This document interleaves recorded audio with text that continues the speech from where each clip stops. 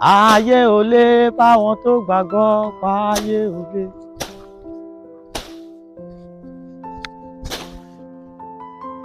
ọ̀rẹ́ wa. ọ̀rẹ́ bóyí ọ̀rẹ́ ra. ọ̀rẹ́ wa má padà rẹ̀ má sí mi tógun láyé ni ọ̀rẹ́ wa má sí mi. wo ọ̀rẹ́ ọjọ́ kú lọ́jọ́ ìsinmi ọjọ́ kú lọ́jọ́ ìsinmi. ṣebí ìjẹ́rìí ni mo bèrè ẹnu ló ti lọ gbẹ́ kànga ìgbà tó di ìjẹta wọn ló ti lọ sódì kejì lọ roko bíi 2 acres. ìgbà tó tún dànù bí mò ń bọ̀ láti cooperative mo tún béèrè ẹ wọn ló ti lọ kọdẹ ó tún dé láàárọ̀ yìí ó tún sinmi ó tún roko tó fẹ́ para rẹ̀ dànù ni ọ̀rẹ́ wa má sinmi. gbọ́. àánú ẹ̀ ò ṣe mí parẹ́ dànù èmi ti sọ tèmi o kò kàn mí o. wo àbí kí wo yíyọ náà dẹ yíyọ.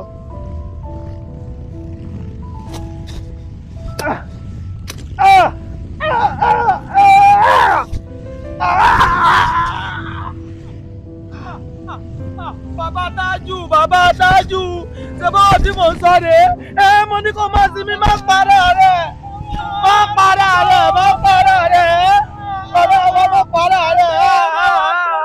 Stress is very good for normal functioning of our body systems.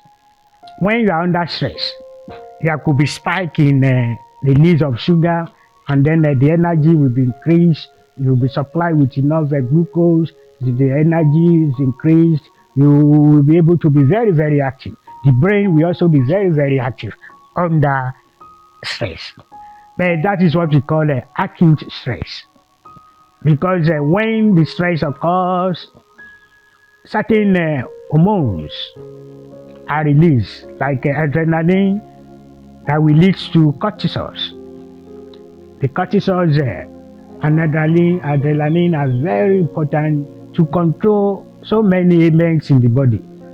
So when you are under stress, the body will release these hormones in order to control some things. They can even fight against some infections.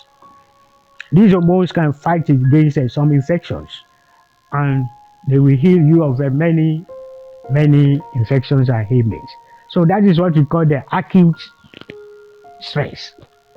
But as good or as important the stress is to the body or to our daily lives, it can become so worrisome or become so troublesome if the stress persists for a very long time. The acute stress is for a while, maybe short time when you are undergoing physical exercise, you are doing some mental exercise, you are preparing for one exam, you are under one stress or the other. That's for a short time. That's acute stress.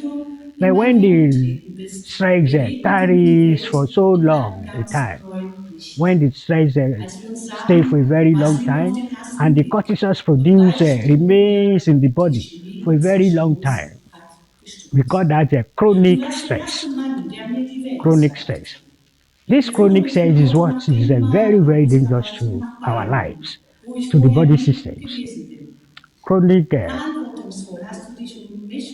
stress will produce cortisols that will remain in the body system for weeks, months, and even a year, depending on the individual. So these cortisols, when they remain at high level, and then they stay for long, they destroy the body systems.